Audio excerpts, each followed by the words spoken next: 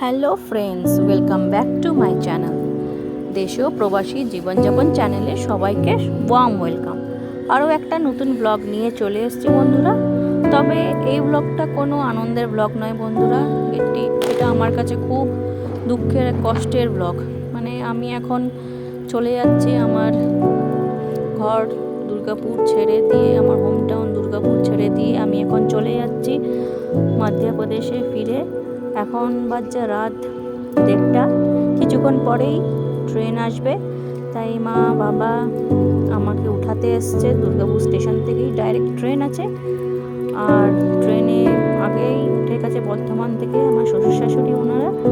ওনারা আগেই উঠে গেছে। আমরা এখানে দুর্গাপুর থেকে উঠে নিয়ে ডাইরেক্ট চলে যাবো। তো আমরা ট্রেনের জন্য এখন অপেক্ষা করছি দুর্গাপুর স্টেশনে। এখন রাত 1:30 বাজে।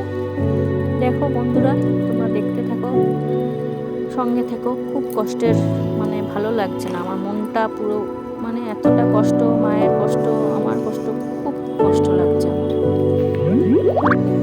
এখন টাইম হয়নি, 1:45। বলতেই হবে, না বললে তো সব বেরোবে না।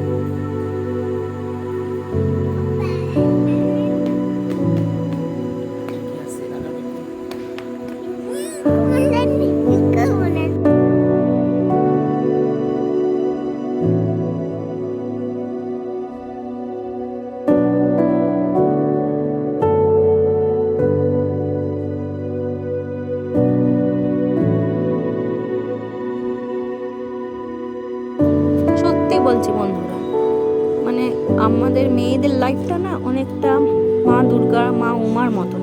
মা উমা যেমন আসবো একটা বাপের বাড়িতে আসে কৈলাস থেকে, নিজের স্বামীর ঘর থেকে, কৈলাস থেকে যখন আসে, খুব একটা আনন্দ হয় না, দুর্গাপূজা আসছে, আনন্দ করে প্রিপারেশন করি।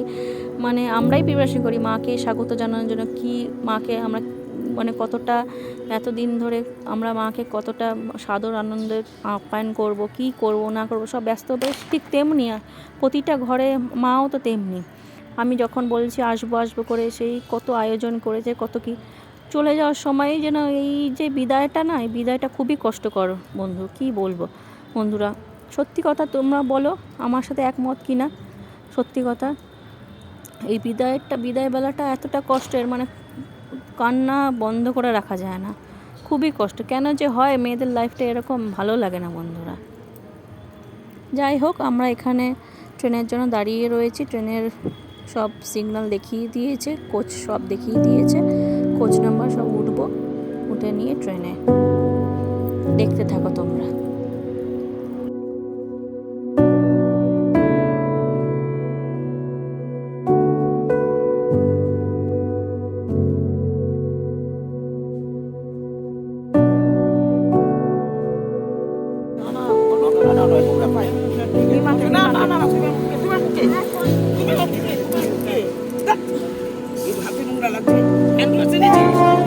আছে আছে, বলছে আমি যাবো না। হ্যাঁ, কাঁদো না, কাঁদছে ছেলেটা। কত সুখত থাকবি, ভালোভাবে থাকবি। ওখানে ওখানে যায় না, বসো না বাবা বৃষ্টির মধ্যে। ভিজা ভিজা ভিজা। আমি মুখ হাত দিয়ে দেখছিল, হ্যান্ড ওয়াশ নিয়ে দিয়ে দিলাম। আছে আমার কাছে স্যানিটাইজার, সেইটা থাকলে হ্যান্ড ওয়াশ হাত হ্যান্ড ওয়াশ দিয়ে বারবার এটা ঢুকাও, আসলে পরে ফটাফট ঢুকানো যাবে না। হ্যান্ড ওয়াশ ধরো থাক, একটা পুরোটা ঢুকিয়ে না, আবার কোনখানে দেবা, নিয়ে টেনে টেনে নিয়ে যেতে হবে। ওখানটাই মনে হয় এটা ছত্রপতি শিবাজি যাবে। তো মুম্বাই মেল তো যাবে না, তো কি করবে? না, তাদের মধ্যপ্রদেশ এই ছেড়ে এটা ছেড়ে তবে ছত্রপতি দূর না, তারপরে সিএসটি।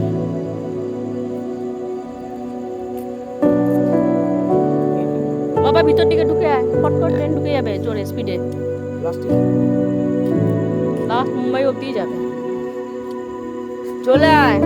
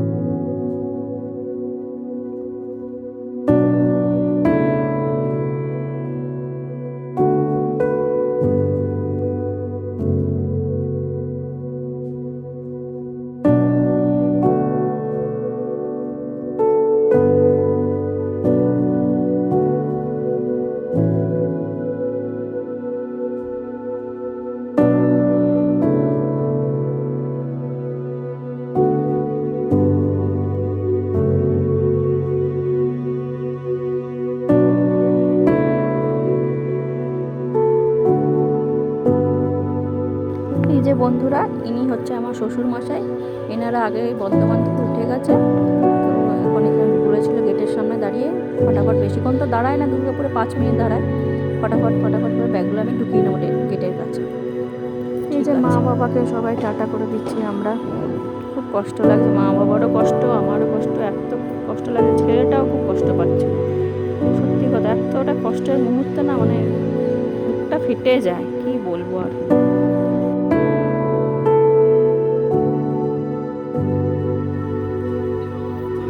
এই যে বন্ধুরা, গুড মর্নিং।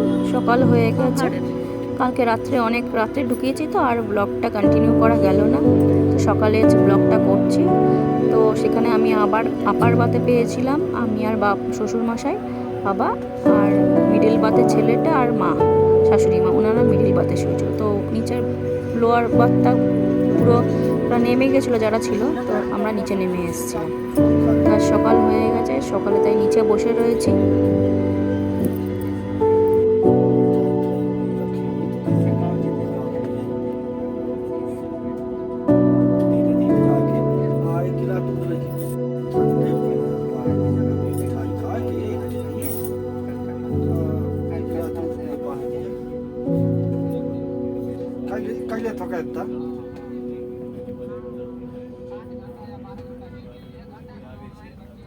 এই তো বিকেল হয়ে গেছে বন্ধুরা, বিকেলে এখন আমরা সবাই বসে রয়েছি। আর এই কিছুক্ষণ পেরোলেই রাত 12টা নাগাদ করে আমরা নেমে পড়ব। এই যে বন্ধুরা, রাত 12টা বেজে গেছে, নামার জন্য আমরা গেটের সামনে সব লাইন হয়েছে, নেমে পড়লাম। আমাদের নর্মদাপুরম মানে ইটারসি জাংশনে নাম। ইটারসি জাংশন থেকে আমার হাজব্যান্ড এসছে, বরমশাই, ও এসছে নিতে। এসে পরে ওর গাড়ি ঠিক করেছে একটা, গাড়িতে করে আমরা সবাই এখন ইটারসি জাংশন থেকে নর্মদাপুরম যাচ্ছি। এই যে আমরা গাড়িতে চেপে পড়েছি বন্ধুরা, এই গাড়িতে করেই এখন আমরা নর্মদাপুরম যাচ্ছি।